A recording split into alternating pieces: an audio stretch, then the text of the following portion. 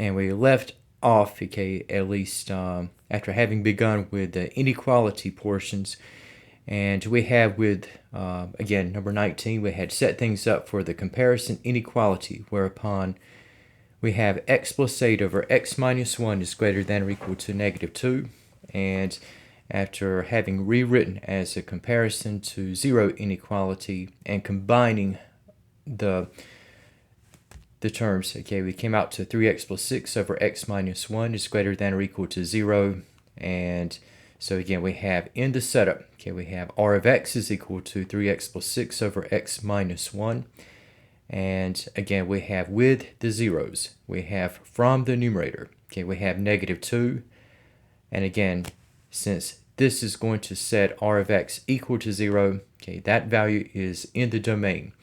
Whereas in the case of what we have in the denominator, okay, we have x minus 1 and its 0 would render the function as undefined, so 1 is not in the domain. So just looking at what we have and setting up the table of intervals.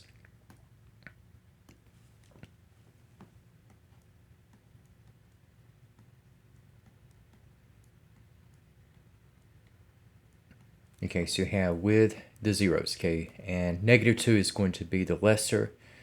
So we have with the first interval section, we're going to have those values of x less than negative 2.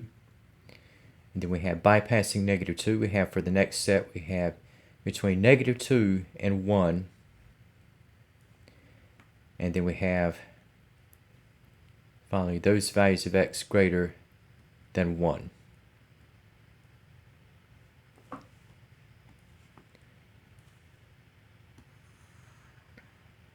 And just, again, just forming a table.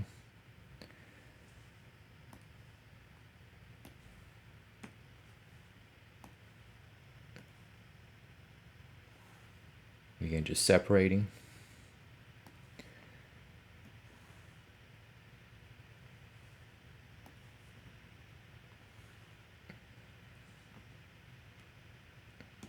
Okay, so we have, once again, in terms of selecting values for the inputs.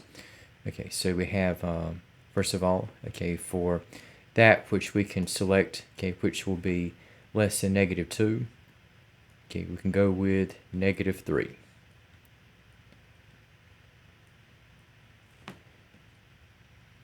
And then anything between negative 2 and 1, okay, we can go with 0. Anything greater than 1, okay, we can go with the number 2.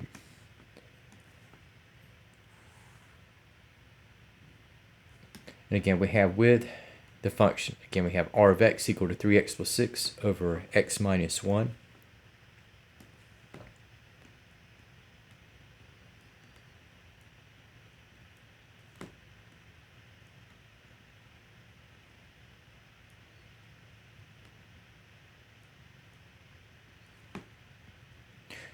And looking at what we have for r of negative 3.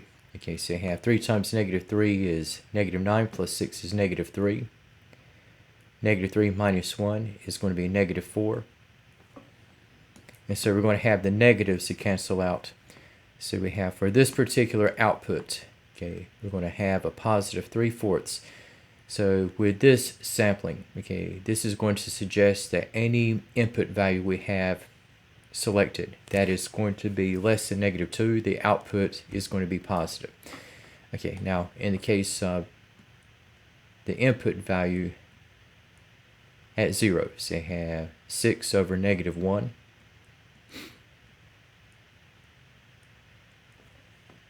And this will reduce to negative 6. And we have with r of 2. Okay, so you have 3 times 2 is 6 plus 6 is 12. 2 minus 1 is 1. And this output, okay, will be positive 12.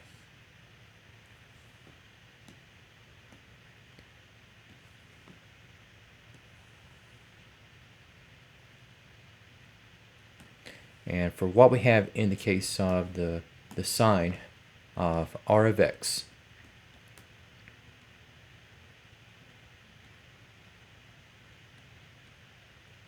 Okay, so we have, first of all, okay, we have a positive output. Okay, so we have that r of x is greater than 0. And next we have a negative, so we have r of x is less than 0. Then we have for the last subset, okay, we have a positive, so we have that r of x is greater than 0. Okay, so just looking at what we have in our situation. Okay, so again, we started out with x plus 8 over x minus 1 is greater than or equal to negative 2.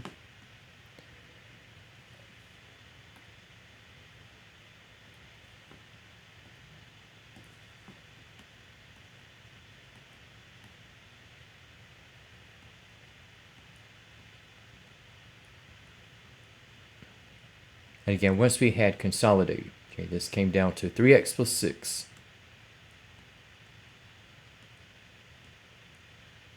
all over x minus 1 is greater than or equal to 0. And again, so we're looking at where r of x is greater than or equal to 0.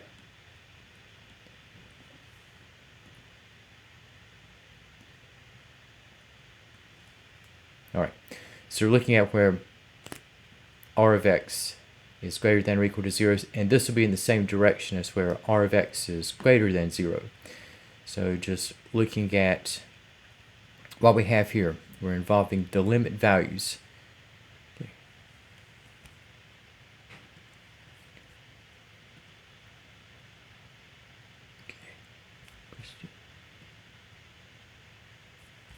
Gotcha. Okay, so we have for r of x is greater than or equal to 0. Okay, so you have those values of x, okay, less than negative 2. Or I should say, we're involving the limits, negative infinity and negative 2, because I'm looking at the equal sign, so you might have brackets in the mix. And where r of x is also greater than 0, okay, so you have 1 and infinity involved. Okay, now infinities are boundless, so they stay in the parentheses.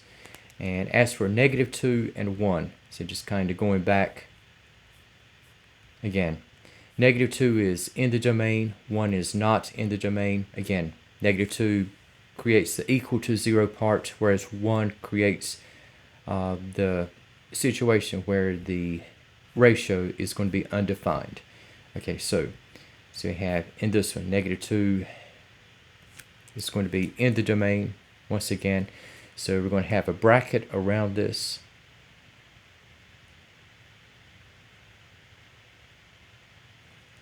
And as for 1, this is not in the domain. And so that stays in the parentheses. Okay. And so that is going to be your interval solution for this remaining inequality problem.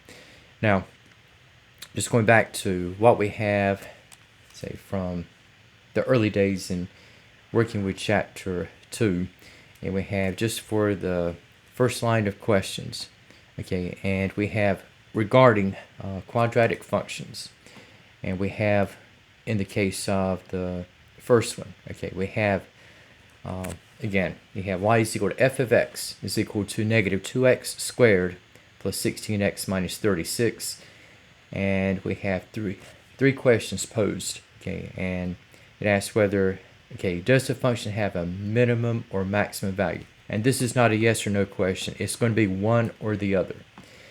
And now for quadratic functions, again, there are two forms that we've looked at on display. One is the standard form, like which this is laid out as, and then we have the vertex form, where we have a times the quantity of x minus h raised to the second, followed by the addition of k. And now, for f of x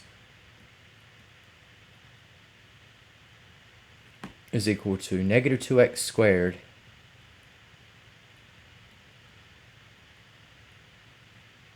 plus 16x minus 36. Okay, so we're starting out with the standard form, and looking at translating to the vertex form. So I'm going to be looking at separating the variable terms apart from the constant.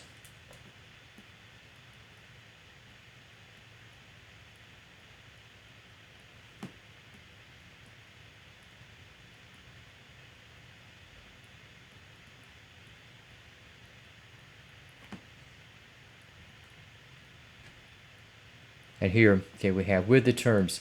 Now, if you see that you're going to go ahead and factor out the leading coefficient, you can go ahead and do so. For what I want within the parentheses is for the first term to be only x squared. And here we have the leading coefficient at -2. And if I extract -2 and factor this out from the parentheses, so we have -2 times the quantity of x squared. Then we have minus 8x. We have followed by the subtraction of 36. And again, so just double checking, we have -2 x squared. -2 times -8x is positive 16x. And then we have followed by the subtraction of 36. And entering into the realm of the completion of the square. Okay, so for the first order term, I'm going to take, once again, half of the coefficient and square out. So half of -8 is going to be -4. And -4 squared is going to come out to 16.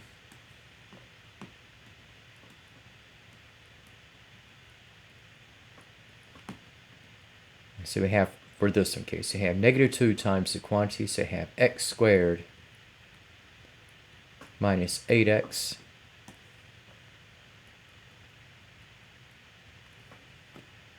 And right now I have plus 16. I have minus 36. Now I want to get everything in balance with what we had before with -2x squared plus 16x minus 36. And if you notice, we've got -2x squared plus 8x, and -2 times 16 is -32, and minus 36. Okay, so that's going to be like a minus 68. And this imbalance is created where, as I'm adding 16 inside the parentheses, I'm not just adding 16, but what is going to amount to subtraction, where I'm adding not 16 but -2 times 16.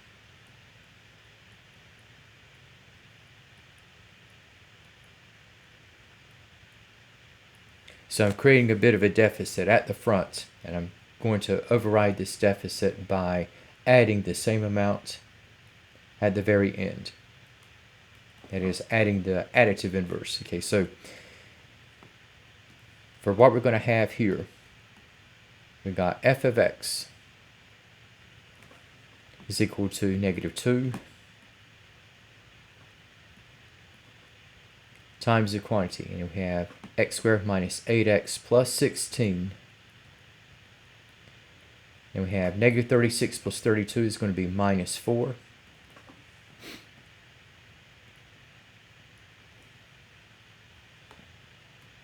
Again, just to see if we have a balance. Okay, I have -2x squared plus 16x.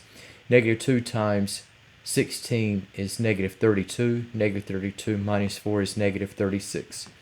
And then we have, in the case of the vertex form,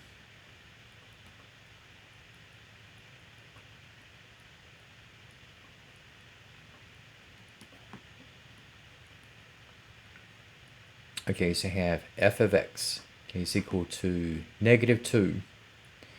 Now for x squared minus 8x plus 16. Now with x squared, you already have the square of x. Now in terms of how I got to the formation of this trinomial, okay, this came from adding 16 inside the parentheses, and this came into existence upon squaring out -4. And so at -4 is going to reappear.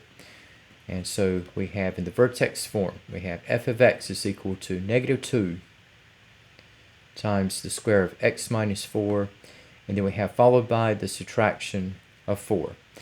And in terms of the makeup, okay, for the coefficients a, h, and k,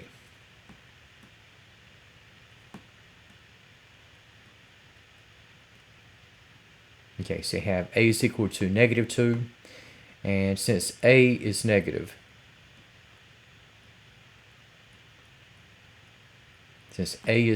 okay, the graph is going to open downward from the vertex.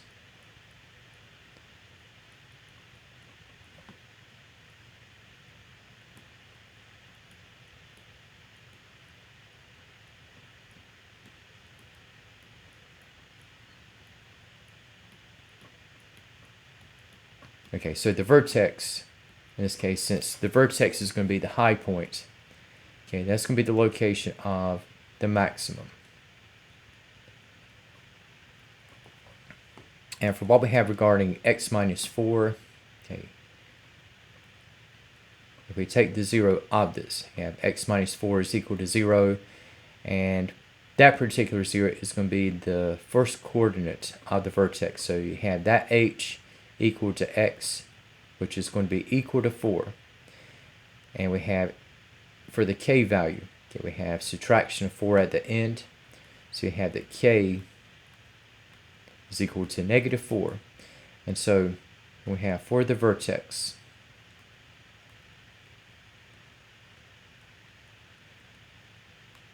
now the vertex hk is equal to 4, -4. And so looking at what we have with the line of questions, okay, so we have first part here. It's asking, okay, does the function have a minimum or maximum value? Okay, and now the vertex is either going to be a minimum or a maximum. And with the graph opening downward, okay, the vertex is going to be a maximum.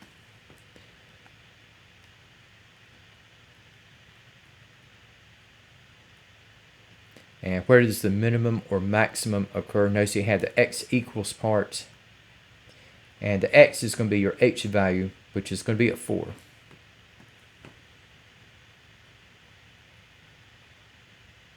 And in terms of what the function's minimum or maximum value is going to be, that is going to be the corresponding y value, which in this case is going to be k. So you have y is equal to k is equal to 4. -4.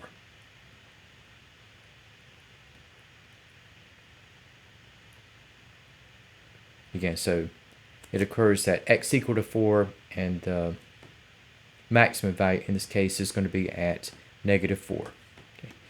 And for what we have in the case of the next quadratic function, okay, here we have g of x. Okay, let me just mention something before I get into this next item. Okay, so just regarding f of x.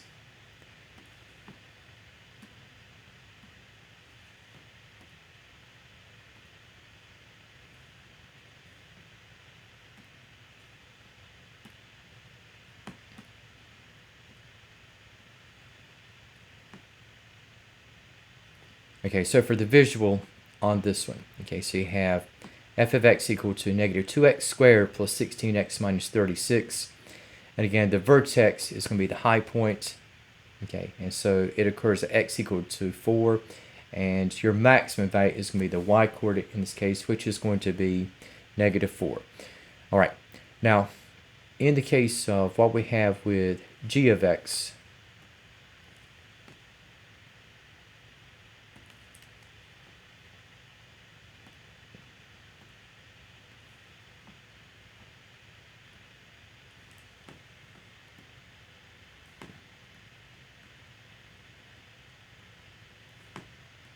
okay, so you have 3x squared plus 30x, okay, plus 77. Okay, so you're starting out with the standard form, and if we refashion this in terms of the vertex form, so again, looking at separating the variable terms apart from the constant at the end. Okay, so here we have the leading coefficient at 3.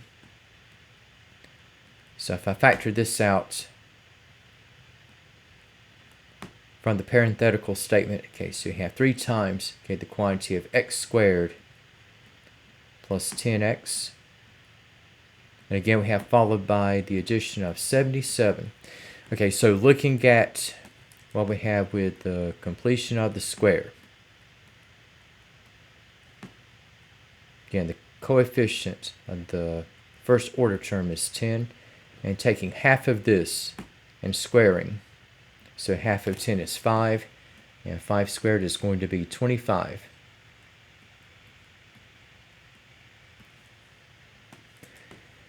And in the case of g of x, okay, so you have 3 times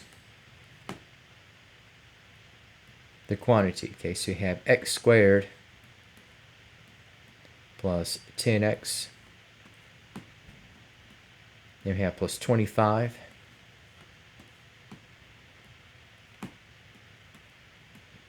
You have plus 77. And again, just for the dynamic that is created. Okay, now if I had no coefficient to factor out from the parentheses, I would be adding only 25 at the front, and I would then have to subtract 25 at the back. But for what I have instead, I have at the front, I am adding 3 times 25, which in this case is adding 75. So to neutralize, I'm going to take 75 away at the end.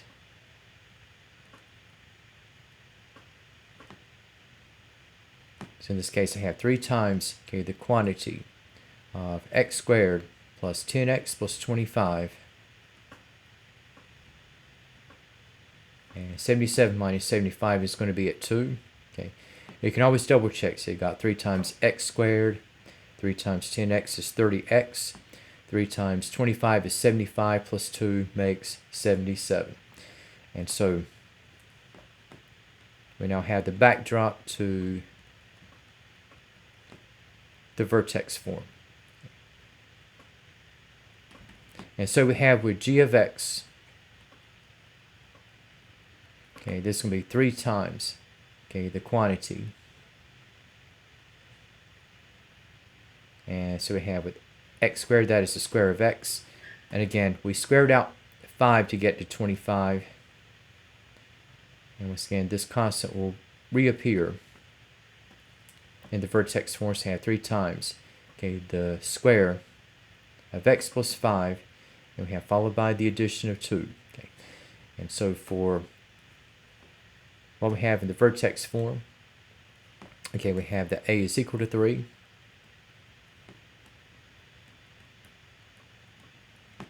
And since a is positive,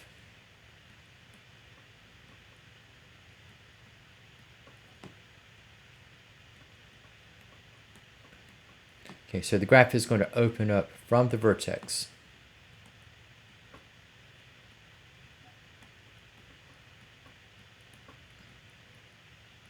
Okay, so the vertex is going to be the bottom point, so this will be regarded as the location of the minimum. And in the case of the h and the k values, okay, so we have with x plus 5,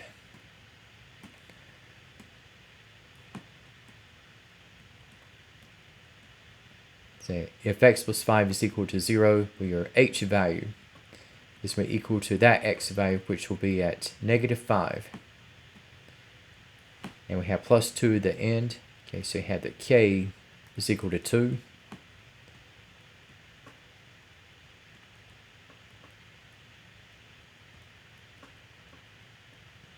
So we have, in the case of the vertex HK, okay, we have the ordered pair, negative 5, 2. Okay. All right. So for what we have in the case of number 2, okay, so in terms of whether the function has a minimum or a maximum value, okay, this time, okay, that is going to be a minimum.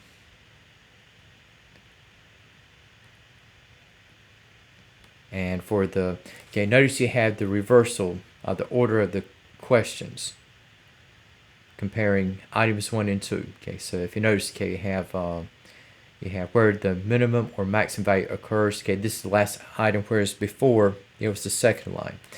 And so this one, okay, where the minimum or maximum value occurs. Well, the minimum is going to occur at x is equal to h is equal to -5.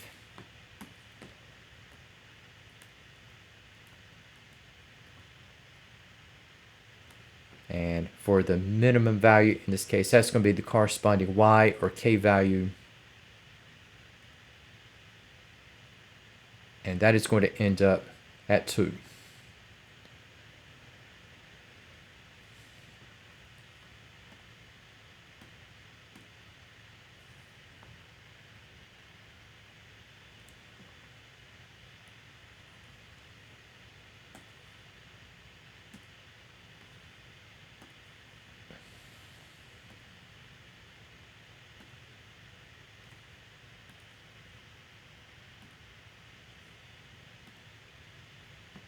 And just putting in a graph here.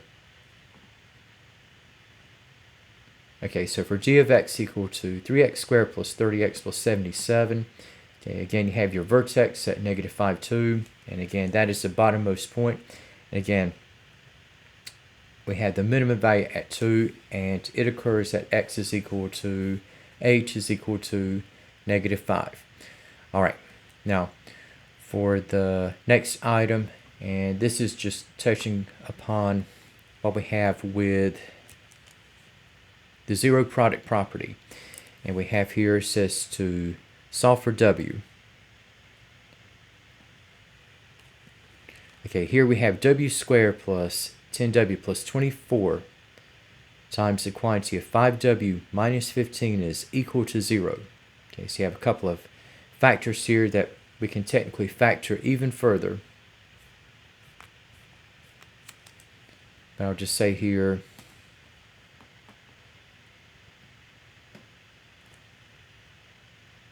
so for number 3, okay, so I have w squared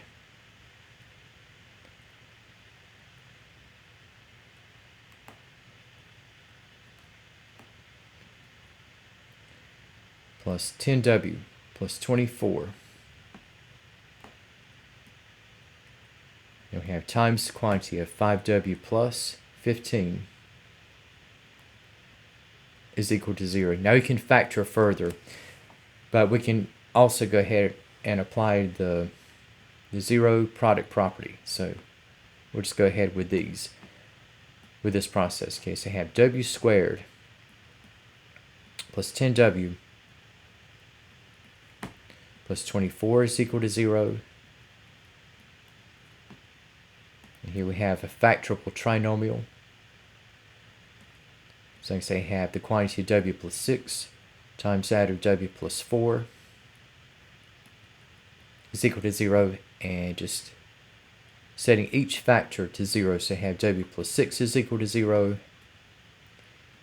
and we have that w is equal to -6. For w plus 4 is equal to 0, okay, so I have that w is equal to -4.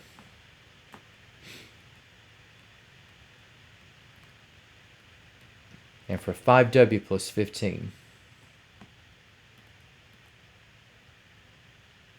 okay, you can either factor or divide this equation by 5. Now I was going to mention, if you were to factor, now you got two factors with the constant 5 and the binomial w plus 3. But again, we're solving for w, and 5 is just a constant. So as a standalone number, it's not doing anything to w in its own plane of existence, not adding, subtracting, multiplying, or dividing.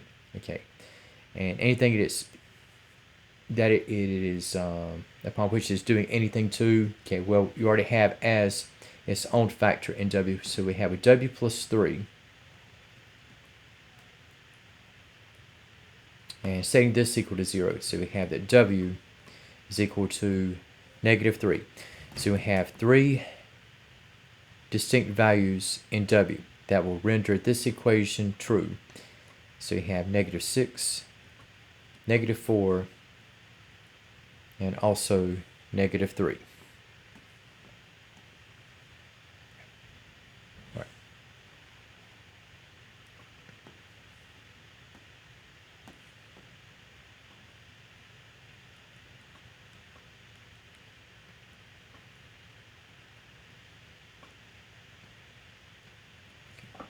All right.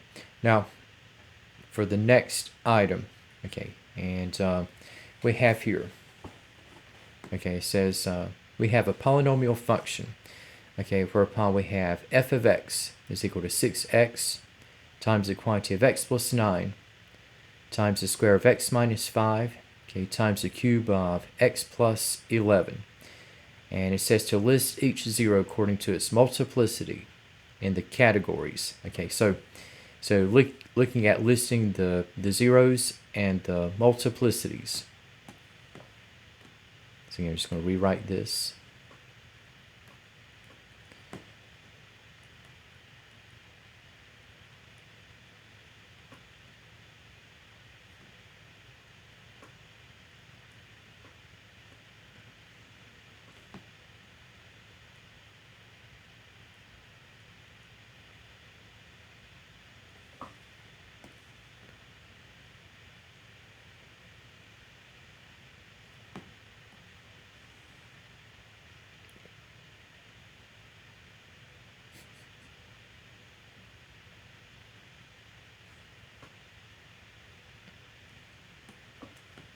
Okay, so for this item, okay, and if I rewrite this, okay, and I'm stressing the degrees, okay, so we have with f of x, okay, so I have 6 times x is going to be to the first.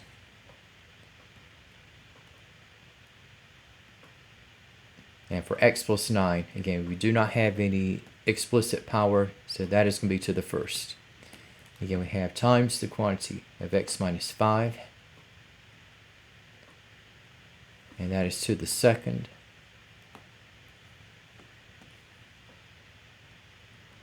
And for x plus 11, okay, again, that is to the third power. All right, so for what we have among the variable factors, okay, so we have in the leadoff. Okay, so if I'm looking at the zeros, so if I set 6x equal to 0, okay, what we have with division by 6. Now we can divide into 0 by a non-zero number, but it cannot be done the other way around. So here we have x equal to 0. For x plus 9, if that is equal to 0, so we have that x is equal to negative 9. And from x minus 5, if that is equal to 0, well, we have that x is equal to 5.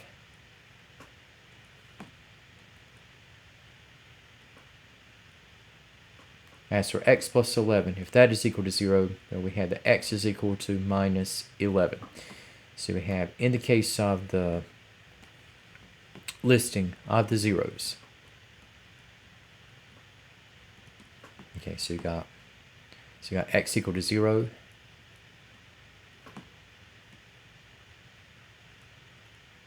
x equal to negative 9,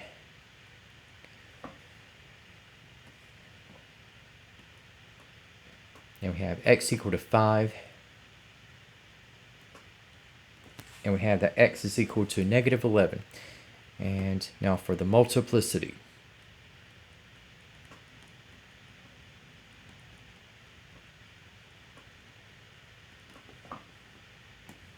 Of each zero. Okay, so 0 stems from this x factor, which is to the first, negative 9. Okay, this stems from x plus 9, and that is of first order.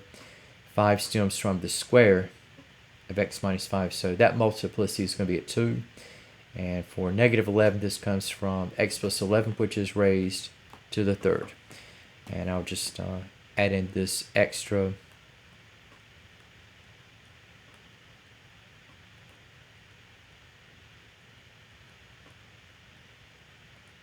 like where the function will cross and touch the x-axis. So 0 has an odd multiplicity.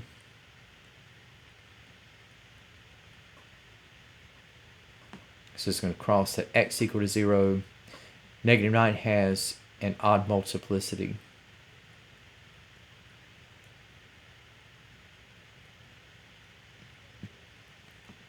And for 5, okay, the multiplicity is even. So the graph would touch the x-axis at x is equal to 5. And negative 11 has an odd multiplicity, so this would cross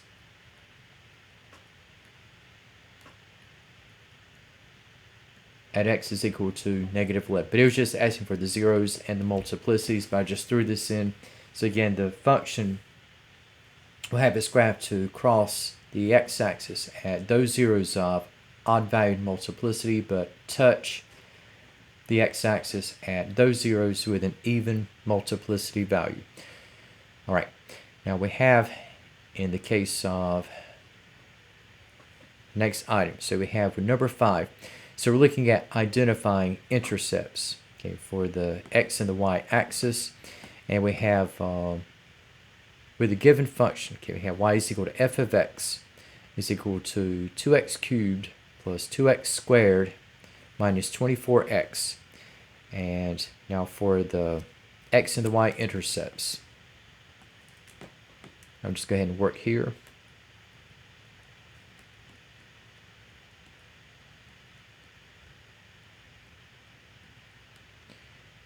And again, for each x-intercept, you're looking at solving for x as y is set to 0.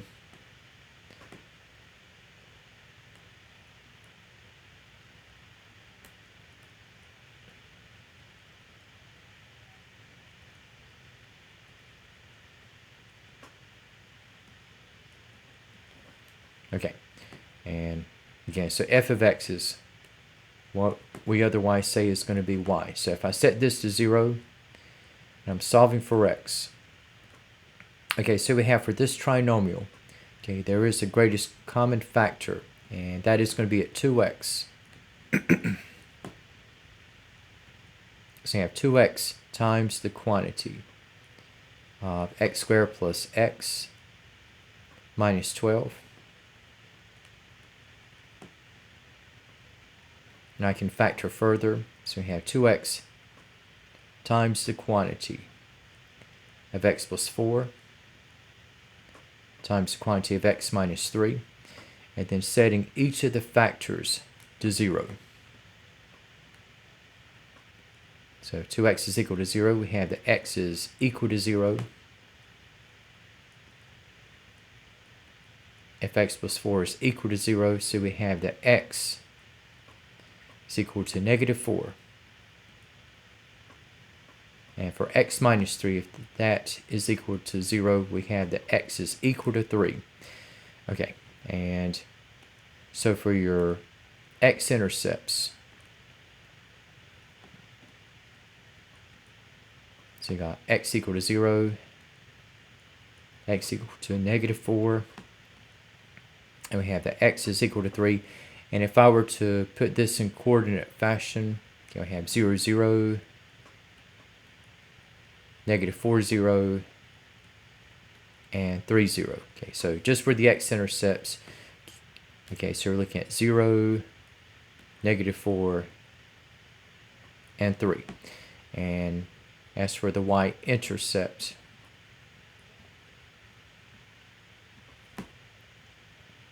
again, we're looking at solving for y as x is set to 0. And so we'll have y is equal to f of 0. And we'll have a rather quick result from this one, because all the terms on the right are in the variable x, and I'm setting x to 0. So all these terms are going to be negligible. Say that y is equal to 0. So for the y-intercept, again, we'll have that y is equal to 0. And in coordinate terms, again, we're going to have the origin. And the origin has the distinction of being simultaneously an x-intercept and a y-intercept. Okay, so the y-intercept, okay, that is going to be at 0. All right. Now for what we have in the case of item number 6. Okay, so we're looking at various features here, okay, whereupon we have the end behavior of the graph of a function, and also where the graph crosses and touches the x-axis, y-intercept, as well as the graphing features. Okay, so we have in this one, okay, so we got f of x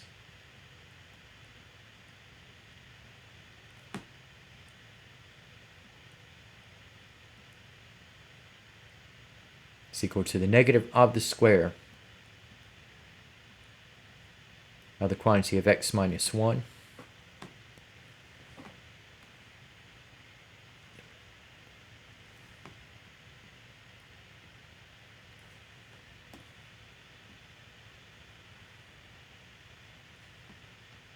I'm just going to move this over.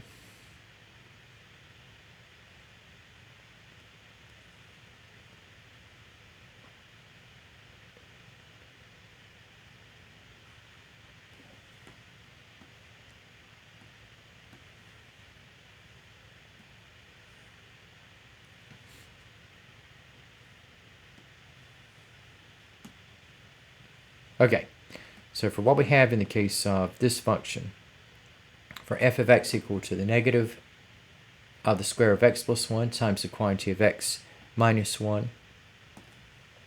Okay, now if we're looking at the end behavior, again, the negative sign, you say will be in reference to negative 1.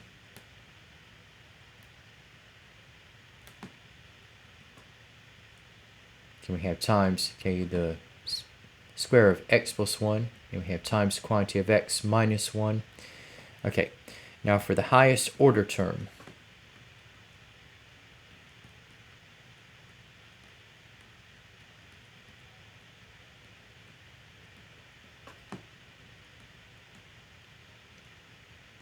so looking at the separate coefficients and factors, okay, so we're involving negative 1. Now for the binomial x plus 1, x is the higher order term,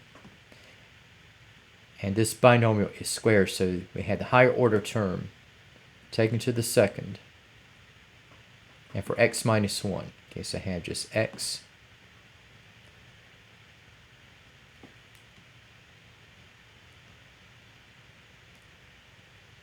so I have negative 1. Now the square of x is going to be x squared. You have times x. So for the highest order term, okay, now just leave in the coefficient negative 1. So we have negative x cubed, or negative 1 x cubed. And so we have with the leading coefficient, we have a of n is equal to negative 1.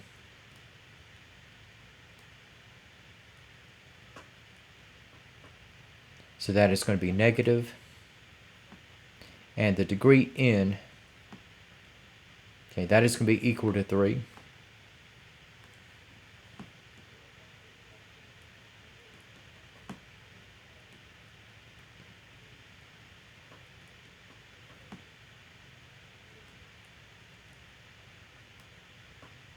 Okay, so leading coefficient is negative, and the degree of the function, which should be defined by the degree of the highest order term, okay, this is going to signal that for the end behavior, now if the degree is odd, okay, you're going to have going up one way and down at the other end.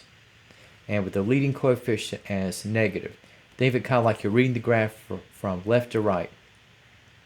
And if the coefficient is negative, think of stuff like, if you think of something like ending on a negative note, it's like going downhill.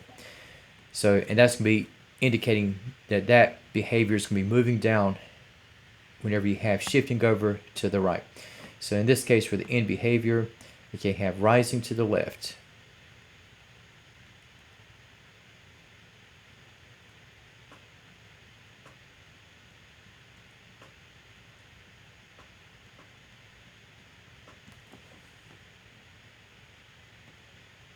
Okay, so it's going to rise to the left and fall to the right.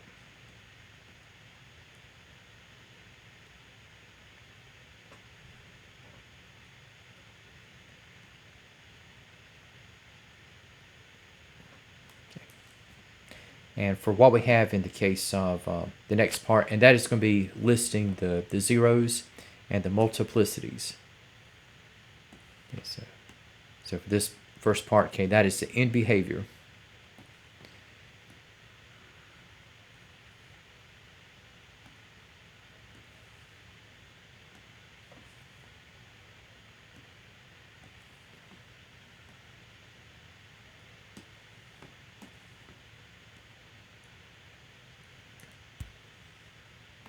And as for the zeros and their multiplicities,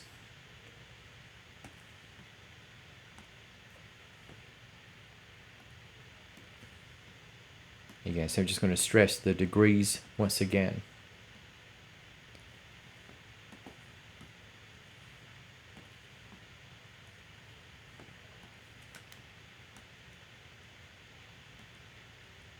Okay, so for x plus 1 equal to 0, okay, so you have x is equal to -1.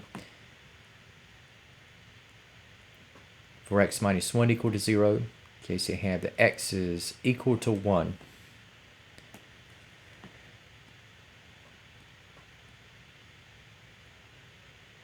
Okay, so for the zeros, okay, again, we have x equal to -1. We have x equal to 1 for the other. Okay, for the multiplicity,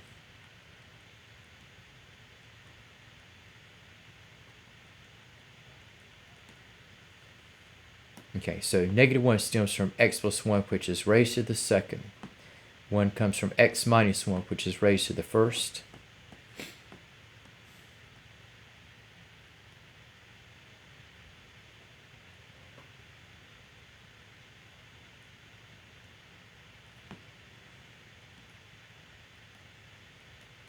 And in terms of where the graph is going to cross and touch the x-axis. So we have x equal to -1. We have an even valued multiplicity.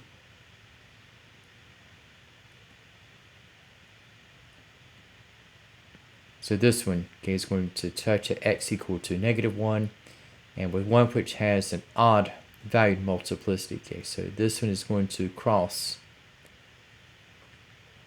at x is equal to 1. And for what we have in the case of part C, okay, now for the y-intercept,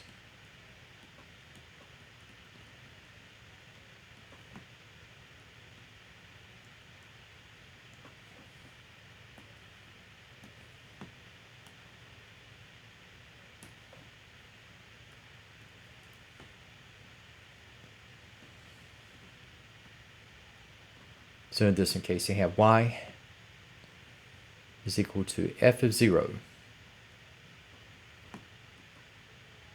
So you have the negative, and plugging in 0 for x. Okay, so you have the negative of the quantity of 0 plus 1, which will be squared. We have times the quantity of 0 minus 1. So we have -1 times the square of 1. 0 minus 1 is -1.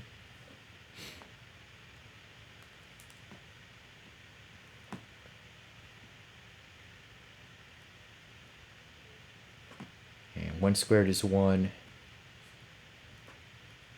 And working from left to right, so you have -1 times 1 is -1. However, we have multiplied by, again, -1. So this will come out to a +1. So for the y-intercept,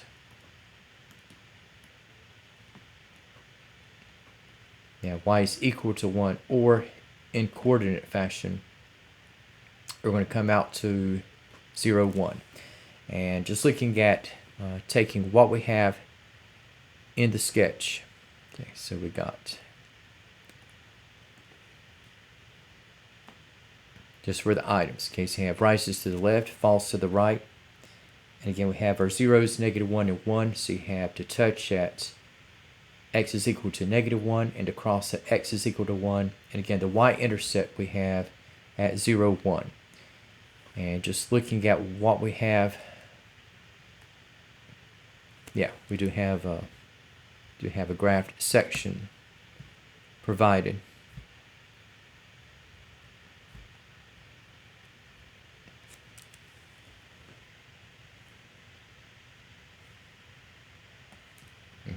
So again, so you got your end behavior.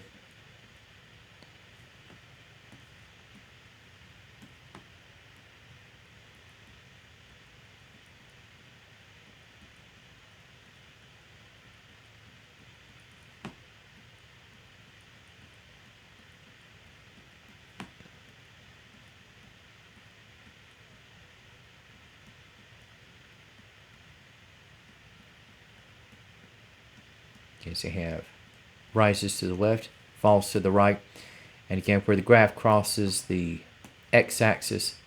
Okay, so for that 0 where it crosses, okay, that value is going to be at 1, and where it crosses but does not, where it touches but does not cross the x-axis, okay, that was in this case where we had x equal to -1. And again for the y-intercept, okay, that is going to be 1, positive 1. Okay, so you have the order pair at 0, 1. And in the case of plotting the points, okay, so we have with the zeros, again, so you have x equal to 1, x equal to -1. Again, we have the y-intercept at 0, 1. And in terms of the end behavior, we have rises to the left, falls to the right.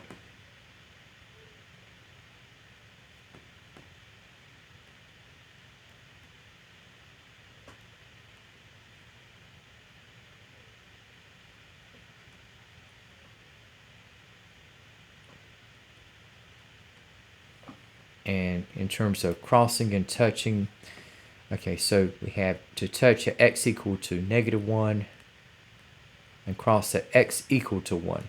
So just for the general behavior, what we have here, this would be the outcome for what we have in the case of the graph of f of x. I think I got this one. Let's see.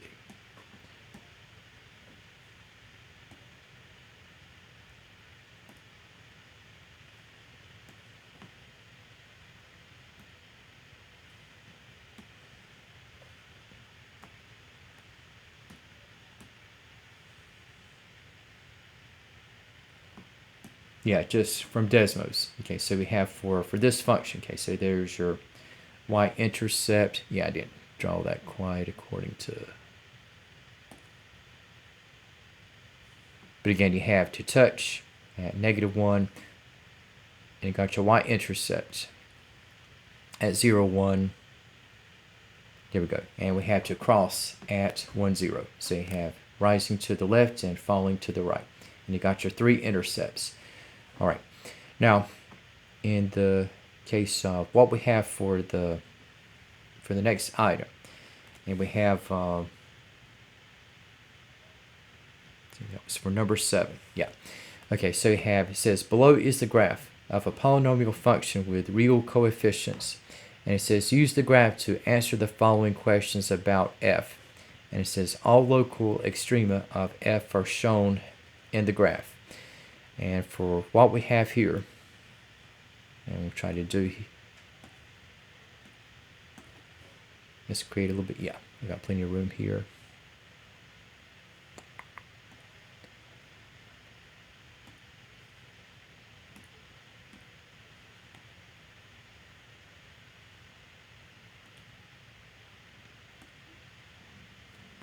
Okay, so we got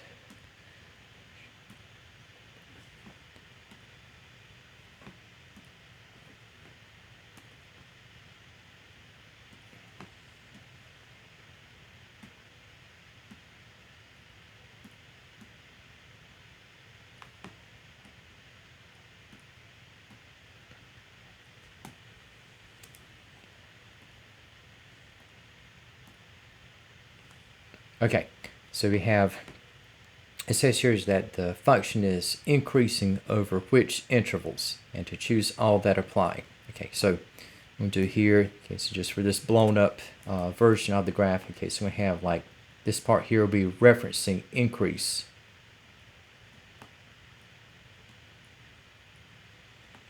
Okay, so if I read the graph in order from left to right, Okay, so you have upward motion over here.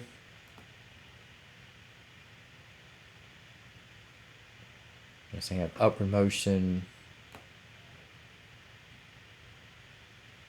as the graph crosses the y-axis, and we have between 6 and 8 in x. Okay, we have also another increase.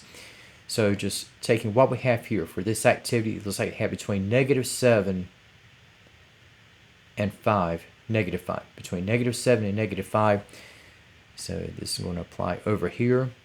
And then we have next in line, we have between -2 and what looks like +3. And then we have for the last increase, this looks as if this is going to be between 6 and 8.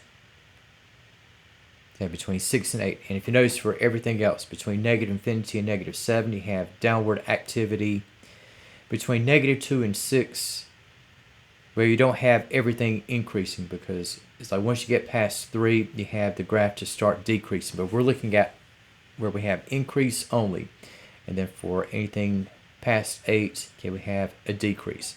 So these will be the 3 intervals where you're going to have an increase. And okay, now it says the function f has local minima at which x values. Okay, so in this case, right, so you have just okay,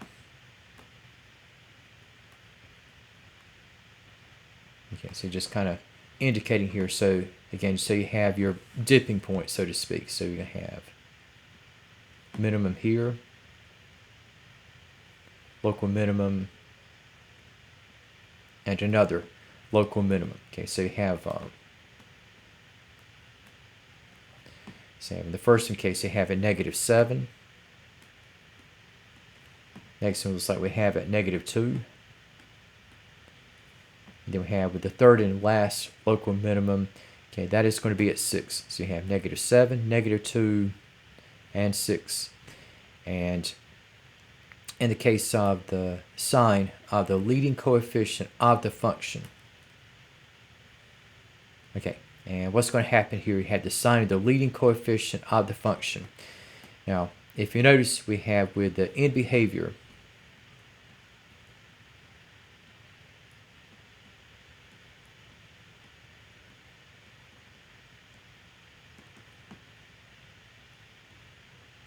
okay, so you have rises to the left, falls to the right, or up to the left, down to the right.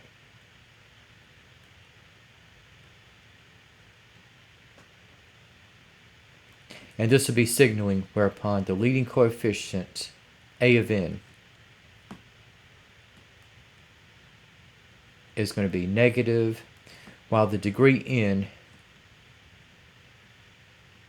is going to be odd. And if you notice, this is what we had just moments ago. We had an odd-powered function, and again, we had the end behavior up to the left and down to the right. So in this case, your a of n is negative, and that's going to be the result here. Okay, now, and it says, which of the following is a possibility for the degrees of f? Okay, and it's not necessarily limited to these particular results. You could actually go beyond, but just looking at what we have among 4, 5, 6, 7, 8, and 9. And what's going to happen here is that you're going to count the number of turning points, and that's going to be the combined number of local minima and maxima.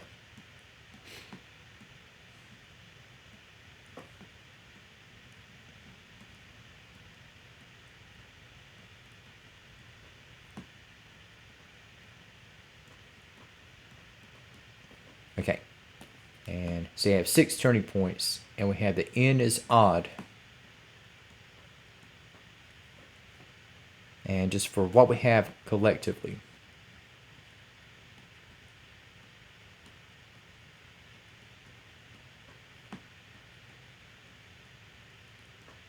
the number of turning points is going to be less than the degree of the polynomial. Okay, so we got your number of turning points is going to be 6.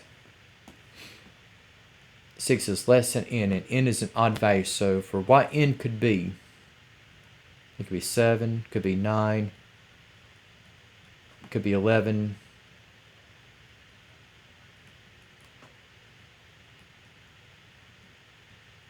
Or some other higher odd number. So just referencing what we have here. So again, the number of turning points will be less than the degree of the function. Okay, so in terms of what the degree can be. Now, again, 5 is an odd number, but that is less than the number of turning points. So for the odd numbers higher than the number of turning points, that will be 7 and 9. And so those would be your only two possibilities within this set. All right, now for what we have in the case of forming polynomials, okay, and it says to form a polynomial function, f of x, okay, that's going to have the following zeros. You have f of x of degree 3. Okay, and it says to leave your answer in factored form. Now, there's a bit of ambiguity, I guess you could say, because if I leave in factored form, okay, now each of these factors that will result from the zeros, okay, they'll be of degree 1, but combining the factors and adding up their degrees, it would come out to third order. And I'm just going to mention, okay, so for the factored form,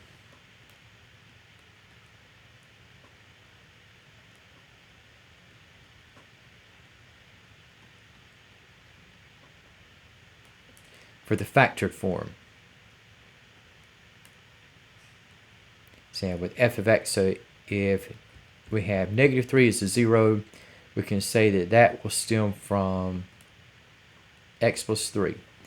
And for x equal to 1, we can say this will stem from x minus 1. And as for 0, that's just going to be the factor x. Okay, so this will be your answer. Okay, just the factored form, but I'm just going to mention now for the expanded form.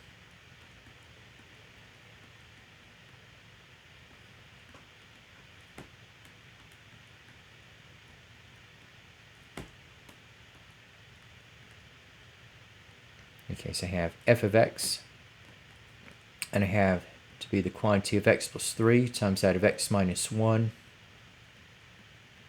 times the quantity of x. So if I multiply the first two factors, which we have in the binomials, okay, so that's going to be x squared, and I got negative x plus 3x is going to form 2x. 3 times negative 1 is negative 3. And I have times x. Now the expanded form, and this is not what the problem is asking for, but the expanded form would be x cubed plus 2x squared minus 3x. So f of x is equals x cubed plus 2x squared minus 3x. Again, that is the expanded form, but just for the factored form, this setup will suffice. All right.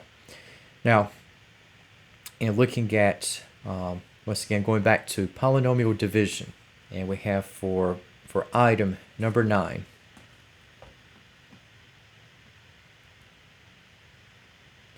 we're looking at whereupon 9x cubed plus 18x squared plus 17x plus 6 is divided by 3x plus 1. So 3x plus 1 is going to be the divisor.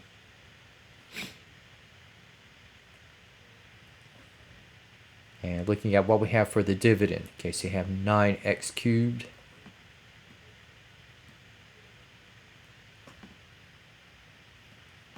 you have plus 18x squared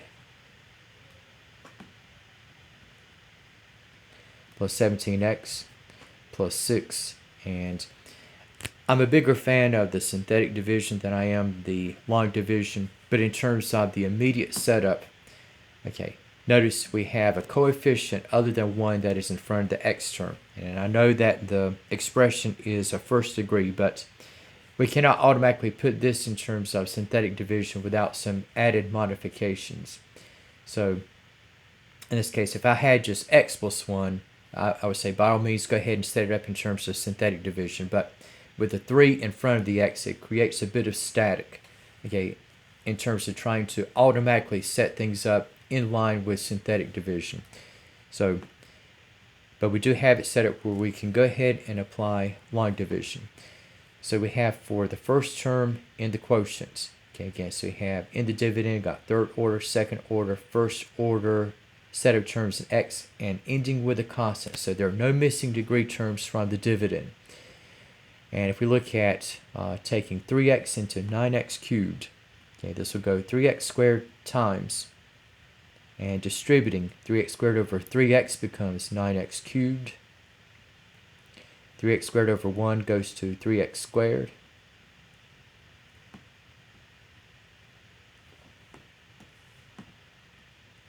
And we have upon subtracting, so 9x cubed will go out. And then we have 18x squared minus 3x squared. This will become 15x squared.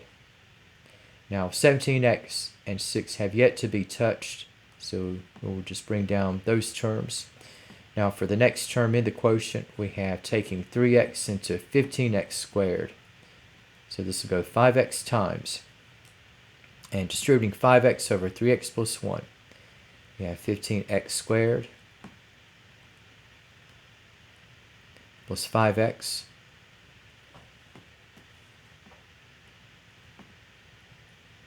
You have upon subtracting, so 15x squared will go out. 17x minus 5x becomes 12x. And now after taking 3x into 9x cubed and then 15x squared, I can take it into 12x, and this will go 4 times. And 4 over 3x plus 1, this will be 12x plus 4.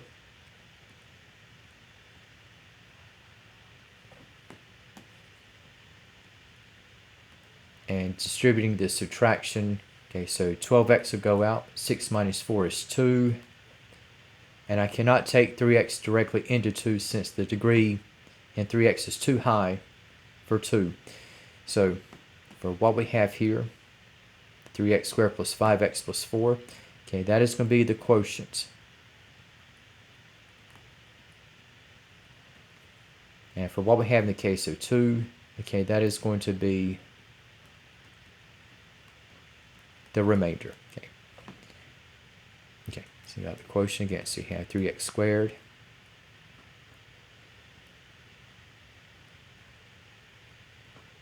plus 5x plus 4, and again the remainder is going to be at 2. All right, now for what we have in the case of question number 10. Okay, and I will show you the kind of the dynamic that's going to be created from this. Okay, so you got this polynomial divided by x plus 3, and you have the synthetic division laid out. And sort of the backstory to this. Okay, so you got x plus 3.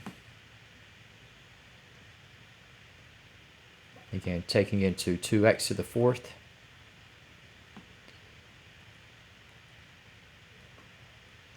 Plus 10x cubed. Plus 9x squared. Minus 7x.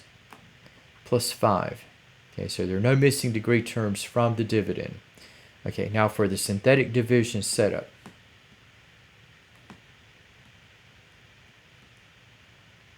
If I set x plus 3 equal to 0, so I have x equal to negative 3. Okay, notice that the leading term is x, not 2x, not 5x, or negative 2x, just x. So I can just take what I have in synthetic division terms. I have negative 3, and it got, with the coefficients, got 2, 10, 9, negative 7, and 5. Okay, notice that the partitioning looks kind of different, but you still have negative 3 apart from 2, 10, 9, negative 7, and 5. And again, with synthetic division, we're looking at column by column addition. So here 2 is going to be brought down. Negative 3 times 2 is negative 6. 10 plus negative 6 is 4. Negative 3 times 4 is negative 12. 9 plus negative 12 is negative 3. Negative 3 times negative 3 is positive 9. 7 plus negative 9. Okay, so that is going to be at negative 2. Negative 3 times negative 2 is going to be positive 6.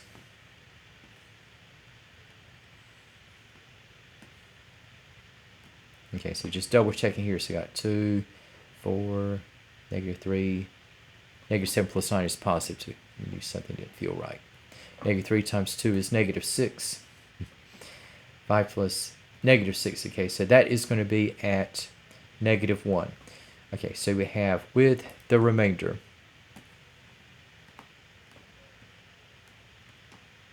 Remainder is going to be at -1. And for what we have in terms of the quotient, again, so for the 2 at the front, after the rounded synthetic division, the 2 that is brought down will be in reference to 2x cubed. And we have plus 4x squared minus 3x plus 2. All right, so we have just sort of going back, okay, to what we have in the setup.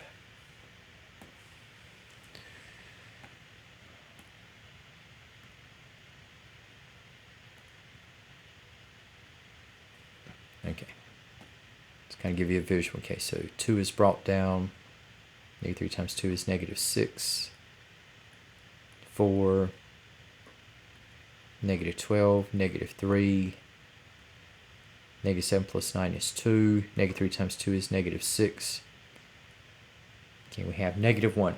Okay, now for the boxes. Okay, these are actually too small, and for what's going to go in this box, again, it's going to be the remainder. And for what we have in terms of what's going to go in this one, this will be the quotient, in this case, which will be 2x cubed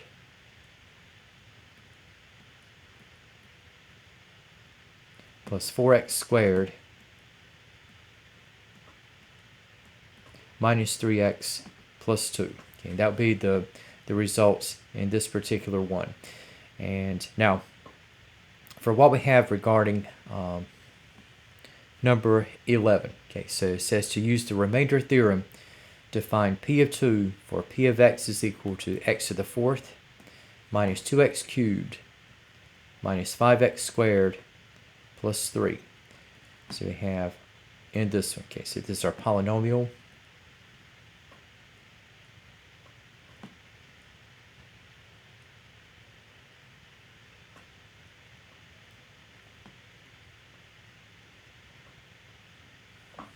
Okay, we have p of 2.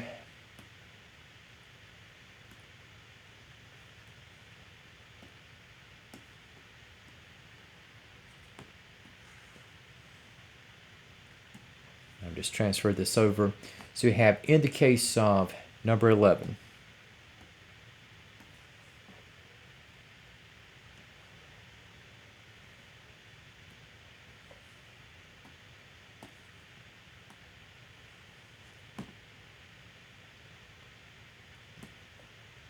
okay, now for the associated division, now for x to the 4th minus 2x cubed minus 5x squared plus 3, that's going to be the dividend. Now for p of 2, now that's going to be your divisor in x minus 2. So your divisor is x minus 2. And again, this whole expression is going to be the dividend. Now for the associated division, now I can take either log or synthetic division. I'm going to do here, I'm going to also take the synthetic division. But just looking at what we have in the setup with log division. So dividend have x to the 4th minus 2x cubed minus 5x squared. And notice we are missing a first order x term. Again, we want to close out with a constant, okay, which we're going to have at 3.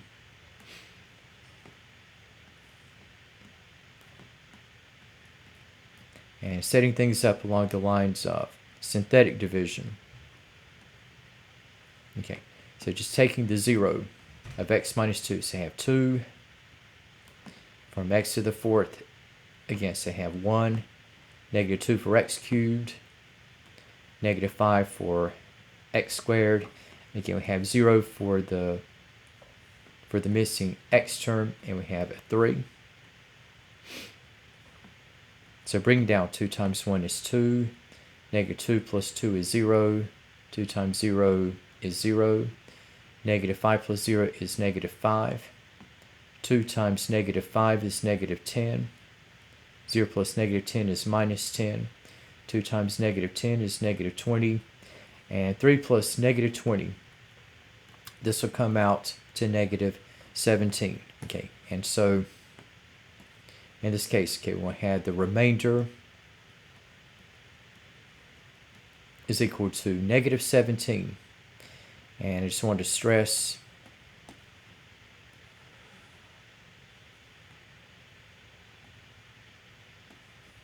that with the remainder theorem.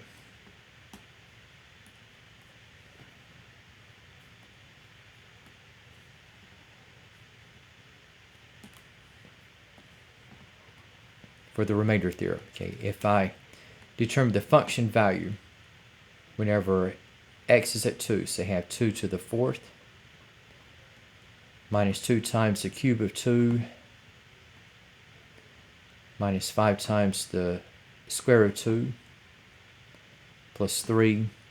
Now 2 to the 4th is 16, and 2 cubed is 8, and 2 squared is 4.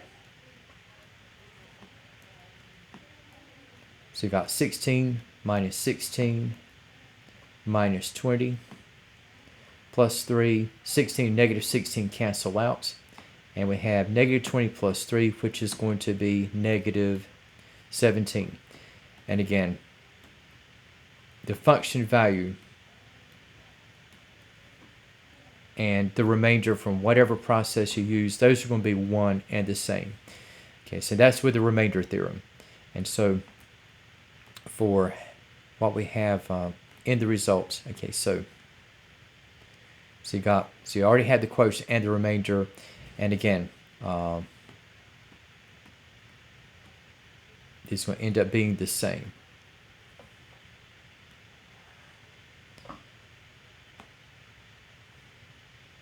And just closing out, okay, so we have with the quotient.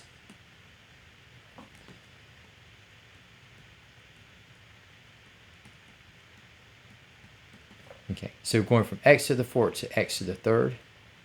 There's no squared term. And we have negative 5 will be in reference to negative 5x, and we have minus 10 to follow. So again, the quotient is x cubed minus 5x minus 10, and we have for the remainder, that is going to be negative 17.